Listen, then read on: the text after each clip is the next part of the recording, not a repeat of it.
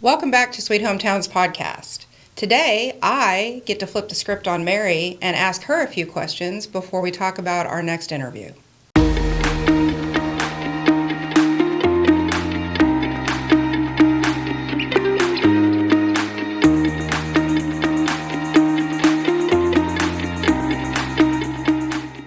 So today we're going to talk a little bit to Mary Helmer Worth, the president and state coordinator of Main Street, Alabama, sometimes known as Main Street Mary, depending upon who you talk to. Mary had the pleasure of interviewing who we consider to be the mother of Main Street, correct? Mary Means, the mother of Main Street. Yeah. So let's talk a little bit about that interview before we roll the interview. That will be great. So Mary Means in the 70s, 1977, the trust launched, a sort of a project to figure out what's happening to these downtowns. The advent of the malls and big box stores were really taking its hit on what was the traditional district.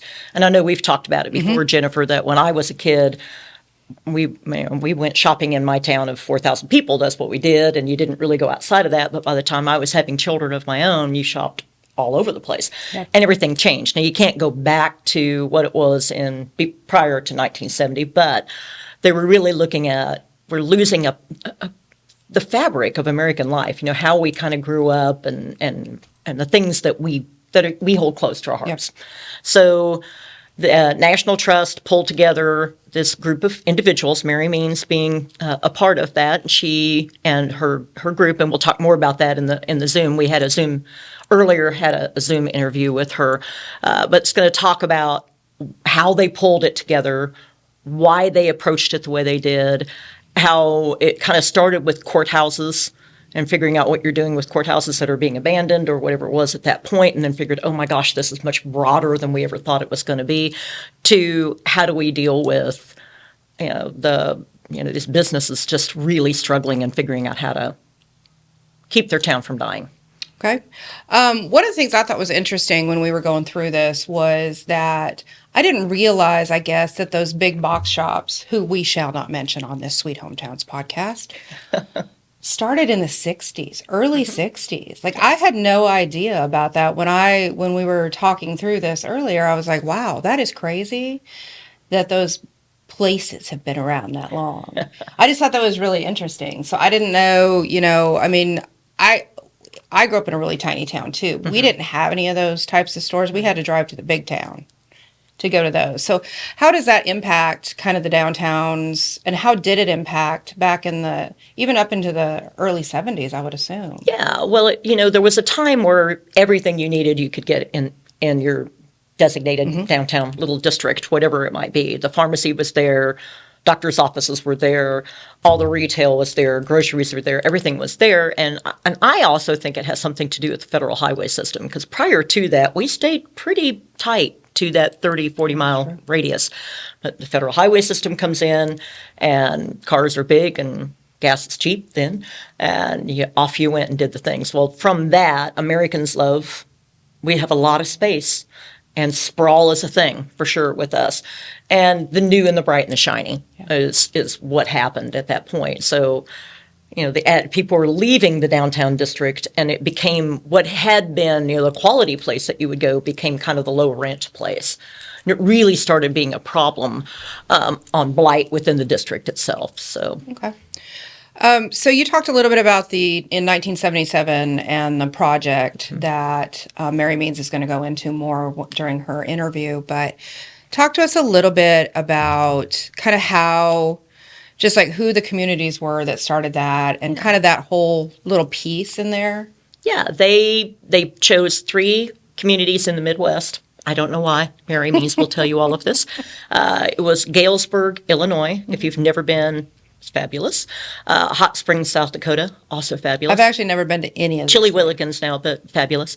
And Madison, Indiana. So those were the 3 cities that were piloted, and they really started to pull together, how do we work with the independent businesses? How do we deal with design issues? And the trust was probably looking at it more from a historic preservation perspective, which is great, but it's more than that. It's more than preserving a building. It's looking at, I think the cool thing for me is when you go into a district, you can really tell when your community was wealthy because people wanted their names on buildings, and these buildings were meant to last, and the family names are still there. I mean, and now buildings can be disposable sometimes. So I think we're starting to see better architecture come back, which is exciting for me. But they started with those three cities. And the initial project, how long did it last? And when did National Main Street Center become National Main Street Center? Well, it lasted 3 years. And the project was such an unprecedented success, a big turnaround in those three cities, that the National Trust said, we got something here and we need to move forward with it. So they called it the National Main Street Center, and it began in 1980. So we're dangerously close to 50 years of Main Street now.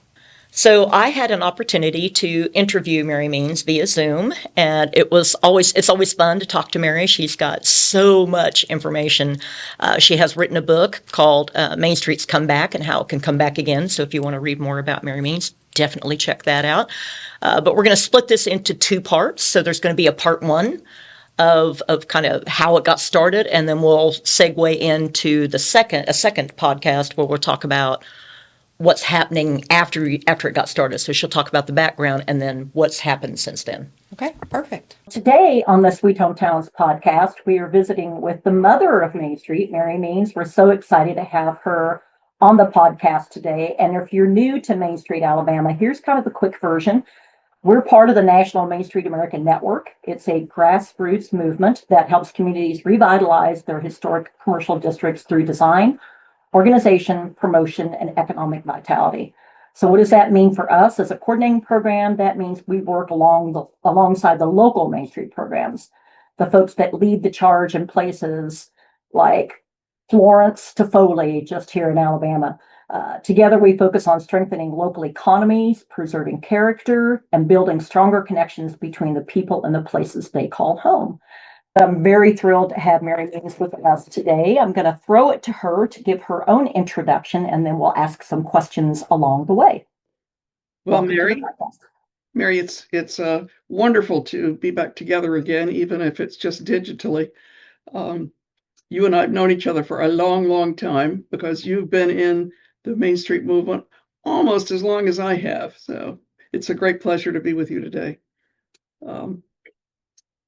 So can you give us a little bit of background as to how the Main Street movement started? Of course, you had other partners.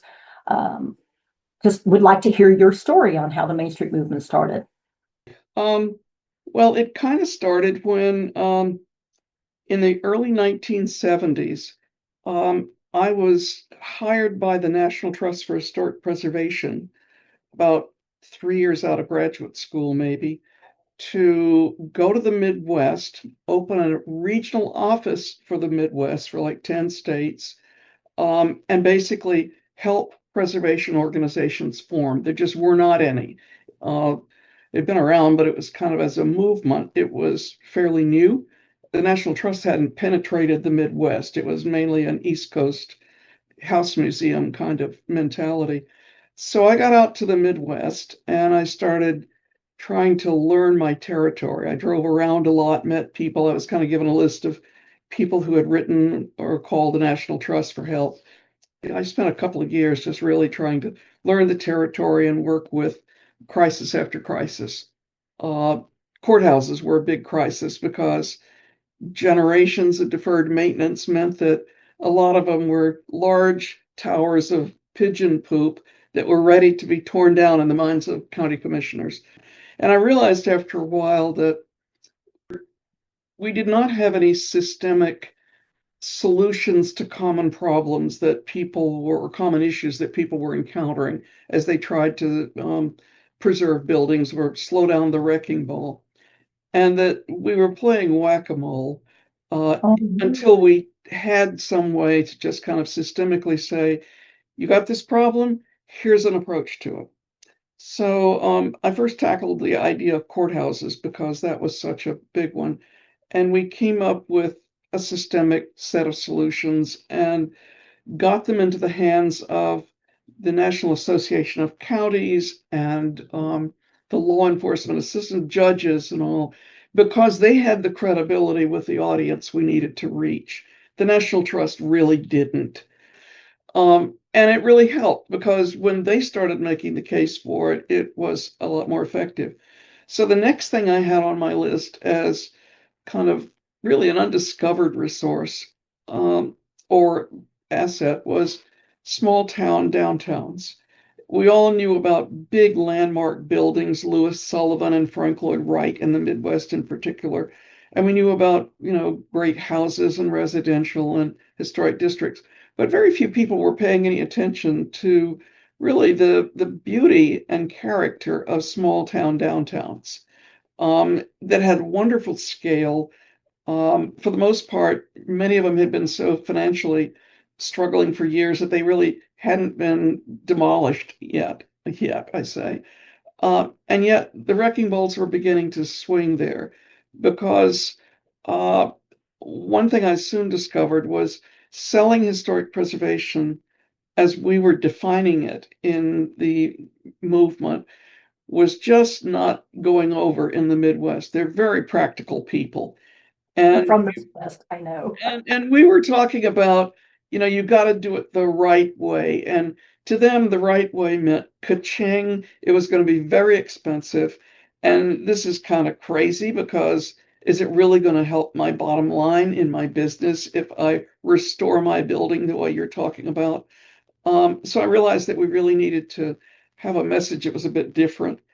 And we also needed to win over the people in power.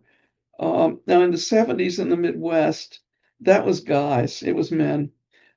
They were, and they were where they were largely downtown. It was like the business community had their offices or their businesses downtown. So it was kind of a two-pronged thing is we got to find a way to help these small, struggling main streets that were getting clobbered by shopping centers and highway merchandise. A lot of the big box stores were just beginning to come in. Um, so I thought, if we could come up with a way to help people about their downtowns, because the solutions had been tear it all down because it's an embarrassment, and then maybe hope that some big developer is going to come along and build us a new sexy downtown. Or it was paint up, fix up. We'll put a coat of paint on it and make it look like Disney Main Street, and that'll bring people back. And none of that was really working. We worked in three streets, chose three towns competitively so that they were wanting to do this. And we worked in them for 3 years to kind of learn we didn't know anything about this. We were preservation people after all. So we would work on them together, the towns and us, and we would come out of it with enough to be able to write a book, do some conferences, make a film, and then we checked that box and we could go on to, I don't know, church-owned properties, which is still a problem. But so we did for 3 years. We had an amazing benefactor, a corporation that wanted to be associated with this, and they paid for the whole thing for 3 years, which was just wonderful. And something that I learned after we had really started to think about it was we needed to have a person in each of these three communities for quality control and to also be the one that was kind of picking up what was happening and working locally, but keeping in mind we were learning to take what we were learning elsewhere. So somehow managed to find three remarkable young men and placed them in Hot Springs, South Dakota, Galesburg, Illinois, and Madison, Indiana. Those are the three original towns. It was fascinating because the big corporation that said we'll pay for it said we'll pay for it if you'll make the movie first. And I went to myself, but we don't know anything yet. And We don't know what we don't know. making Yeah. the film last was hoping we were going to know something by the time we got that point. But I thought they're going to pay for it, so be flexible. We can make a film that's mostly why Main Street and, with just some hints about how. So by the time we knew some of the how, the film came out. And it just took off like lightning. And I think the main reason had nothing to do with historic preservation. It really had to do with, um, I say everything I learned about branding, I learned accidentally with Main Street. And it was that if we'd called it the Downtown Revitalization Project, you never would have heard it from it again. But we just called it what it was. All these towns, the street was called Main Street. And it turns out that calling it the Main Street Project just absolutely touched something in the hearts, not only of people in towns, but of the media, particularly when they learned that this little feisty David was going up against the Goliath of shopping centers and everything else.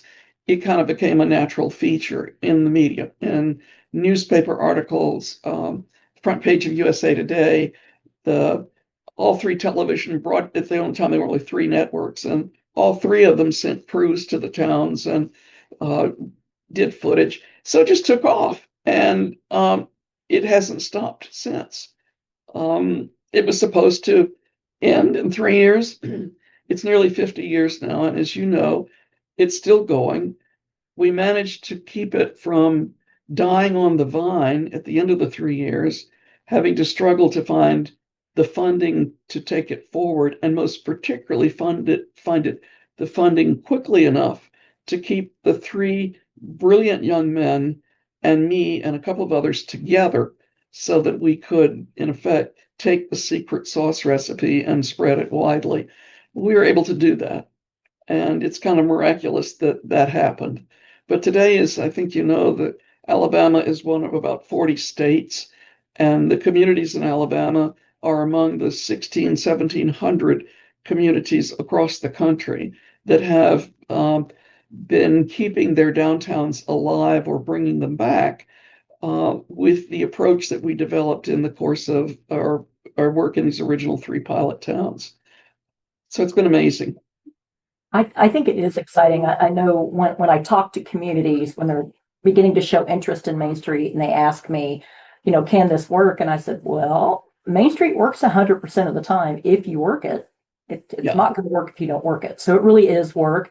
And having been a local Main Street director myself for 10 years, I can tell you that having that person on the ground who lives, sleeps, eats, drinks, sometimes nightmares, whatever might be going on in that district, you need somebody whose attention is on it, Yeah. who's paying attention and who's got the passion for it. And it does get into your heart.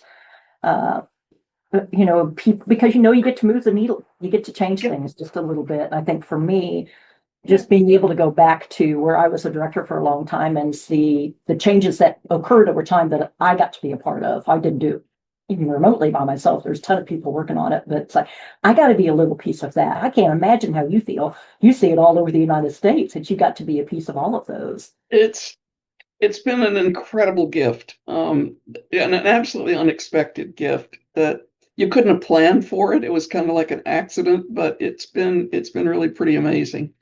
I wrote the book, Main Street's Comeback and How It Can Come Back Again, because the early stages of it had not really been very well documented. And in the course of doing that, a lot of new insights arose. And one of them was that for some reason, the National Trust had access to free long distance telephone. Younger people out here are not going to know what I'm talking about, but it used to be very expensive to talk on the phone long distance. Well, we had free service, and it meant that the three guys, Tom, Scott, and Clark, in three very distant communities, were able to talk to each other every day, just about.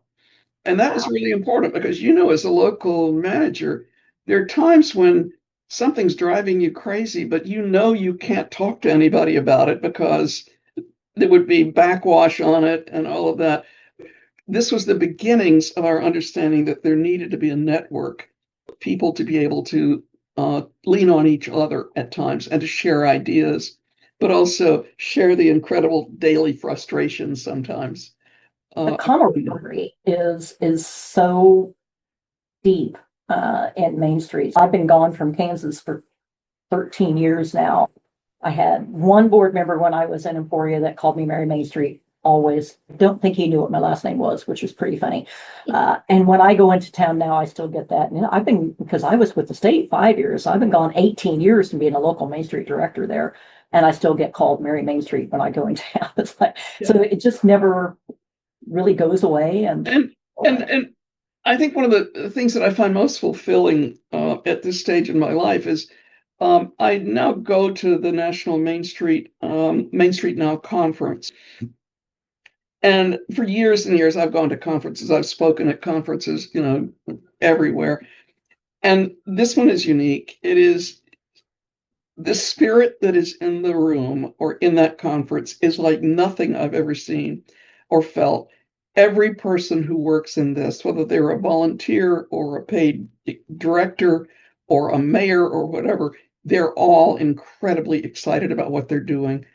There's like a spirit in the air that says, I am getting to do something really important, and it's very deeply meaningful to me.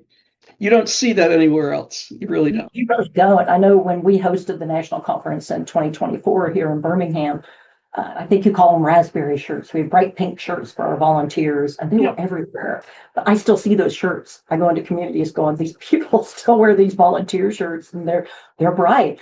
You can definitely see them, but it's exciting because I'm going, I know where you got that, and I know what you were doing, and thank you again for your time. We had a ton of volunteers. We really had a big group of people who super cared. Well, I think it was Brianne Durham, who's your equivalent in Washington State, was telling me not long ago that they had done a little survey about the feelings of belonging in a community, about just the social sort of connection dimension of the Main Street effort. And they were finding that there was a heightened sense of belonging in the communities that had active Main Street programs and people were working together on things. And I can't tell you how much that meant to me to know that this isn't where we started with this, nearly 50 years ago. But in this day and age, in our time of great division, it is so important to have a stronger sense of community and a feeling that you're in it together and you're working together on something. So you can see from this first part of this interview with Mary Means why I get so excited to visit with her. Like I said, she's a wealth of information. Really looking forward to part 2. So tune in soon and you'll get to hear the second half of the podcast with Mary Means, the mother of Main Street. You can learn more about Main Street, Alabama and the Sweet Hometowns Initiative at sweethometowns.com or follow us on Facebook and Instagram for updates and episode highlights. The Sweet Hometowns podcast is a production of Main Street, Alabama in partnership with Video Visions Media Marketing.